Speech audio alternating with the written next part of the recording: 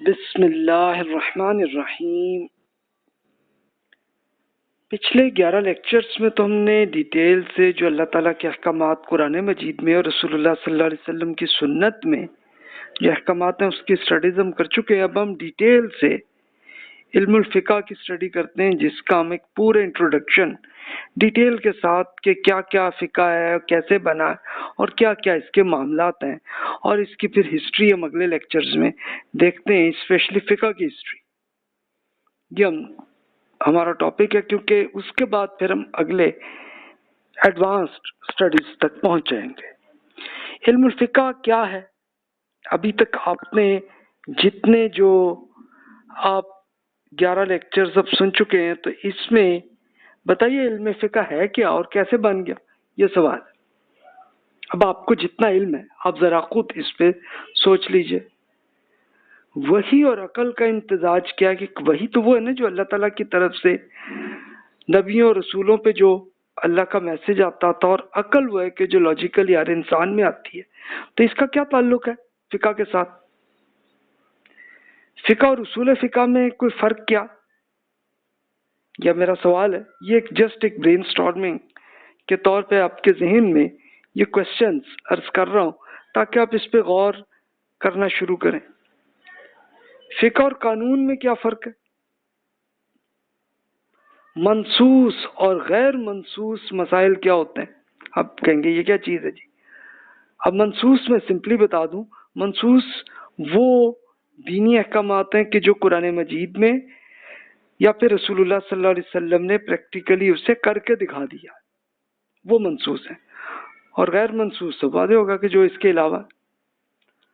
اور مشہور فقہا کون لوگ ہیں؟ آپ کو جو بھی آپ نے اب تک فقہ میں جو اسکالرز کے نام آپ نے سنے ہوں گے، ذرا ان کو یاد کر لیجئے۔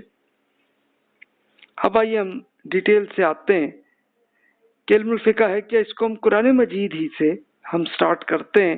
سورۃ التوبہ ہی کی ایک آیت ہے، اس میں فرمایا بسم اللہ الرحمن الرحیم وما کان المؤمنون لینفروا کافہ فلولا نفر من كل فرقة منهم طائفة ليتفقهوا في الدين ولينذروا وقومهم إذا رجعوا إليهم لعلهم يحذرون۔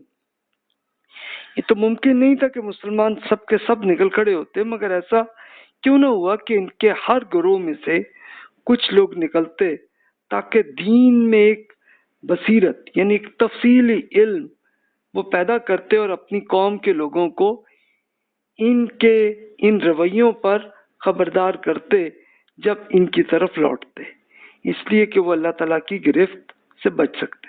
کہ آبجیکٹو یہ یعنی اس کو سمپلی یہی کہہ لیجئے کہ اللہ تعالیٰ نے کیے اسپیشل۔ اب ہوا یہ تھا کہ سورہ توبہ جب نازل ہوئی تو اس وقت لاکھ سے بھی کہیں زیادہ لوگ وہ رسول اللہ صلی اللہ علیہ وسلم پہ ایمان لا چکے تھے، اور اب نئے نئے آئے تھے، تو اب ان کو دین کا پتہ نہیں تھا۔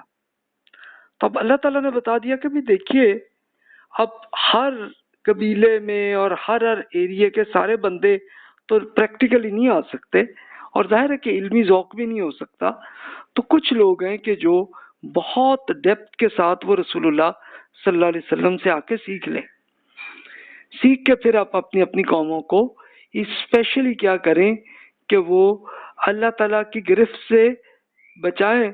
کس چیز سے؟ کہ تاکہ آخرت میں یہ لوگ کامیاب ہو سکیں، کہ آبجیکٹو یہ ہونا چاہیے۔